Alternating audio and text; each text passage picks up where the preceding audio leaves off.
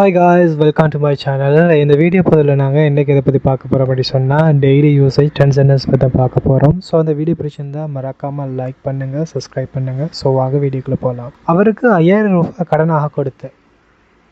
அவருக்கு 5000 ரூபாய் கடனாக கொடுத்தேன். இதை எப்படி இங்கிலீஷ் சொல்லலாம்? ஐ lent 5000 rupees to him. I lent 5000 rupees to him. அடுத்தது, உன்னை மீண்டும் சந்திப்பதில் எனக்கு மகிழ்ச்சி. உன்னை மீண்டும் சந்திப்பதில் நான் மகிழ்ச்சி கொள்கிறேன். அது எப்படி சொல்லலாம்? Nice to see you again. Nice to see you again. அடுத்தது, அவர் சாவியை மறந்துட்டார் அல்லது சாவியை விட்டுட்டார். இது எப்படி? உதாரணத்துக்கு நாங்கள் தவறுதலாக சாவியை வீட்டில் வச்சு கொண்டு வந்திருக்கலாம் அல்லது ஆஃபீஸில் விட்டுட்டு வந்திருக்கலாம். ஸோ இந்த மாதிரியான டைம்களில் நாங்கள் forget அப்படின்னு யூஸ் பண்ண மாட்டோம், லெஃப்ட் அப்படின்னு தான் யூஸ் பண்ணோம். சாவியை விட்டுட்டார் என்ற மீனிங்கில். எப்படி சொல்லலாம்? அவர் சாவியை விட்டு விட்டார். he has left the key. he has left the key. அடுத்தது, நீங்கள் குறைவாகவே சாப்பிட்டீங்க. நீங்கள் குறைவாகவே சாப்பிட்டீங்க அல்லது நீங்கள் அரிதாகத்தான் சாப்பிட்டீங்க. அதை எப்படி இங்கிலீஷ் சொல்லலாம்? you hardly ate. you hardly ate. அடுத்தது, நீங்கள் இந்த பதவிக்கு தகுதியற்றவர். நீங்கள் இந்த பதவிக்கு தகுதியற்றவர், நீங்கள் இந்த பதவிக்கு பொருத்தமற்றவர். அதை எப்படி இங்கிலீஷ் சொல்லலாம்? You are unfit for this position. You are unfit for this position.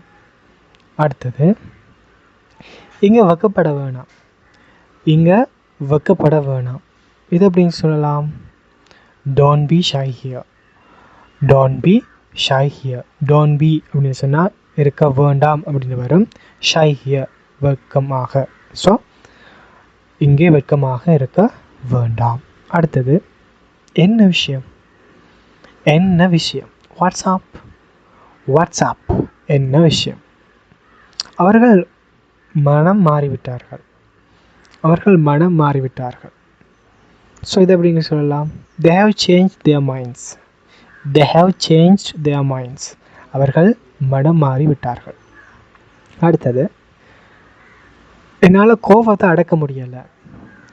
என்னால் கோபத்தை அடக்க முடியவில்லை. இது எப்படிங்க சொல்லலாம்? I could not hold back my anger. I could not hold back my anger. அடுத்தது, உனக்கு என்ன ஆயிற்று? உனக்கு என்ன ஆயிற்று? இது எப்படிங்க சொல்லலாம்? What's wrong with you? What's wrong with you? Thank you.